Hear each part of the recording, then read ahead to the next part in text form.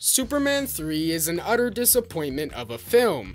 It's even worse than Superman 4 in my opinion. A couple weeks ago, I made a video looking at the absolutely awful original story that they were going to do for Superman 3. It was bad. Real bad. Worse than what we got. And at the end of that video, I suggested a few tweaks to maybe make that movie watchable. And I decided I'll do the same thing for the real deal. Let's just get out of the way the many issues with Superman 3. Firstly, I should point out something which I am nowhere near the first person to point out. Superman 3 is not a Superman movie. It's a Richard Pryor movie with Superman in it. I'll do my best to make Superman the focus of the movie again. And the slapstick comedy makes the movie way too goofy and campy. Also, the fact that we had a non-Lex Luthor billionaire villain and a non-Brainiac evil supercomputer is a bit of a shame. Gene Hackman either didn't or couldn't come back as Lex Luthor, so I understand that a little bit. My initial instinct was to replace the original villain created for the movie with Maxwell Lord, but I won't because Maxwell Lord wasn't created until a few years after Superman 3 came out, so instead he'll be Lex Luthor Jr. Alright, let's get to the meat and potatoes, shall we? We open with the scene in the unemployment office from the original, but while he gets the book of matches, he doesn't see the advertisement, he just puts it in his pocket. Then we go straight into something kind of similar to the slapstick scene with Superman and Lorelei, but its humor is toned down, and instead of Lorelei, we see Gus on his way home from the unemployment office, causing a bunch of chaos before being saved by Superman. Then we follow Superman back to becoming Clark Kent and arriving at the Daily Planet, where he explains that he wants to go back to Smallville for his reunion. I think that easily the best part of this movie was Clark's relationship with Lana and Ricky, and I want that to be a big focus of the movie. So then we fast forward to that night. Gus is sitting on the balcony of his apartment, nervously looking at his bills. After being saved by Superman earlier that day, Gus wishes on a shooting star that he could be useful and helpful to the world in the same way that Superman is. But then that shooting star starts to get bigger and closer. It crashes into Gus's apartment. Gus approaches this glowing green rock and touches it, sending a crackle of green electricity up his arm and into his head. A matchbook falls out of his pocket. Gus looks at it and sees an advertisement by LexCorp for new jobs in computer work. We then see Superman saving the chemical factory in Smallville the next morning, followed by Gus trying to get a job at LexCorp and getting hired on the spot due to him suddenly being really good at math, to the point where both the recruiter and Gus himself are surprised, with Gus saying that he was never really been that good at math before, but that something just clicked. The movie carries on similarly to the original. We have some scenes in Smallville with Clark meeting and getting to know Lana and Ricky, and some of Gus in Metropolis. I actually really like the idea of him trying to use the computers to find all this extra money, and then getting caught and pulled into this scheme, so that's what'll happen. After getting caught, Gus meets Lex Luthor Jr. I picture the confrontation going something like this. As soon as my father went to prison and I inherited LexCorp, I decided to start up a computers division. Why do you think that is, Gus? Because computers are the future? Well, yes, but actually no. You see, while computers being very profitable was certainly part of why I started the LexCorp Computers Division, it was also out of revenge. That little blue Boy Scout in the sky we call Superman threw my father in prison, and since then all I wanted was revenge. And since computers are the future, there would be no better tool in creating a Superman destroying weapon. And so, imagine my surprise when I suddenly discover a true computer brainiac in my company. You want me to help you kill Superman? Yes! And we better act fast, too. It seems like Superman is out of town right now, on vacation, which gives us an advantage. We must build this weapon before he gets back, so he doesn't see anything coming. But Superman helps people. He saved my life just a couple weeks ago. I can't help you kill him. Don't think of it as helping me kill Superman. Think of it as paying back a debt. You stole from my company, Mr. Gorman. And in exchange for not, I don't know, sending you to jail, you just have to give me a hand with my petty little squabble with the Man of Steel. Gus hears Man of Steel and gets an idea. So Gus helps Lex build a robot designed to be able to recreate any feat or ability of Superman that Gus calls Project Amazo, much to the chagrin of Lex. And then Clark ends up leaving Smallville but continuing his relationship with Lana. In fact, Clark has never been happier, and as soon as Clark gets back to Metropolis, he pretty much immediately sets up a date with Lana. But just before the date, he hears people screaming and has to suit up as Superman. When he gets to the scene, he's confronted by Amazo, Gus and Lex's weapon. In this version, Amazo is essentially an android clone of Superman, and this scene serves as kind of a replacement to the symbolic Superman vs. Clark Kent scene in the original, which is one of the best scenes in the movie and one I will be taking out. The fight is long, but Superman eventually realizes that while Amazo can replicate his powers, he can't replicate his intelligence, and outsmarts Amazo, winning the fight. But unfortunately, the fight took too long and he missed his date with Lana, leaving him wondering if he can do both, be Superman and have a relationship with Lana. So now Lex needs a new plan.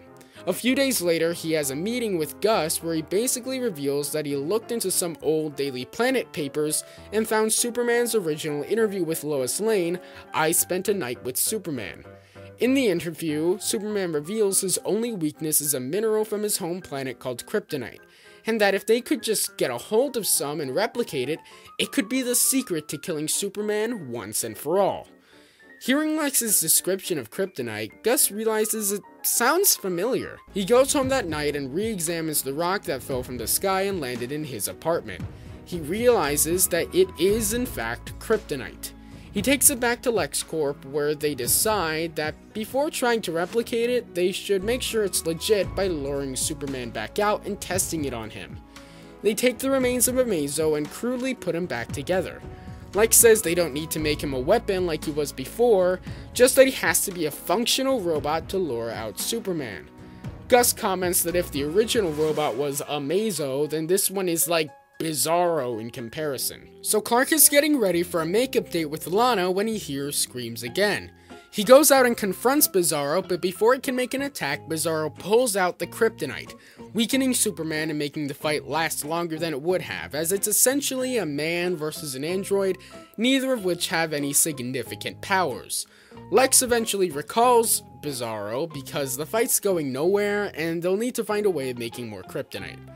Once again, Clark misses his date with Lana and decides that he's done with being Superman. That he was never happier when he was just Clark Kent back in Smallville, and is thinking about moving back to Smallville and moving in with Lana on the Kent farm. Meanwhile, Gus realizes that kryptonite is too complex to analyze and replicate, and that even he can't do it. But that night, Gus has a dream about a supercomputer capable of replicating kryptonite. The next morning, he draws up plans for it and presents them to Lex, who gives Gus the green light to build the thing.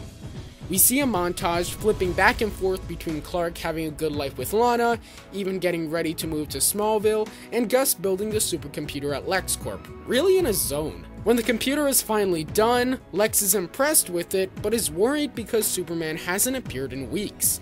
But Gus doesn't even flinch. He uses the supercomputer to create an algorithm to determine the secret identity of Superman as Clark Kent, and says that they can use that to find him. It's Clark's last day at the Daily Planet, and they're throwing a goodbye party for him.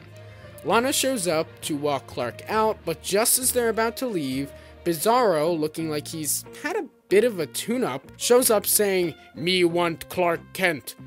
Everyone scatters and Clark just tries to get Lana out of the building into safety without revealing his identity. Lana's confused, asking Clark why this thing wants him specifically, but Clark dodges the question. Bizarro catches up with them. He yanks a mailbox right from the concrete and throws it at Lana, forcing Clark to block it with his body and use his super strength to throw it back at Bizarro. Lana looks at Clark and realizes that he's Superman. Bizarro appears out of nowhere and grabs Lana. "Me want Clark Kent. Me want Superman." Clark says that he'll go with him as long as he lets Lana go. Despite Lana's pleas to Clark, when Bizarro lets go, Clark goes with him, just telling Lana to get out of there and make sure Ricky's safe. Bizarro takes Clark back to LexCorp, where Lex gives his whole revenge spiel and introduces the supercomputer. Gus comes out with the kryptonite. Clark recognizes Gus and asks why he's doing this. Gus dodges the question and uses the kryptonite to weaken Clark before putting it into the supercomputer and activating it. But instead of replicating the kryptonite, the machine breaks it open, revealing circuitry inside. Lex asks Gus what's going on, and Gus says that he doesn't know. The supercomputer locks the circuitry inside itself, and suddenly the matte black machine begins to have a green light glow from within it. Thank you, Gus. You have been most helpful. This is the big reveal.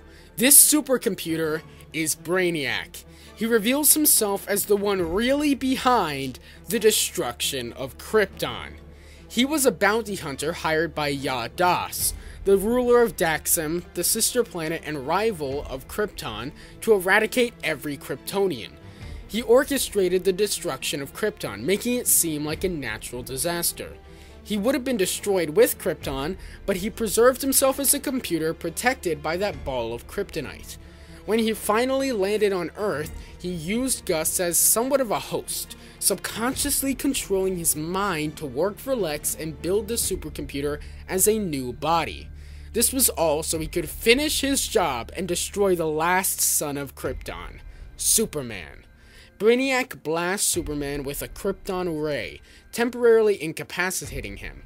Lex tries to stop Brainiac, believing that while he wants Superman dead, Brainiac is a threat to the entire Earth, but Brainiac blasts him with a laser. But Brainiac thinks killing Superman with a kryptonite ray would be too easy.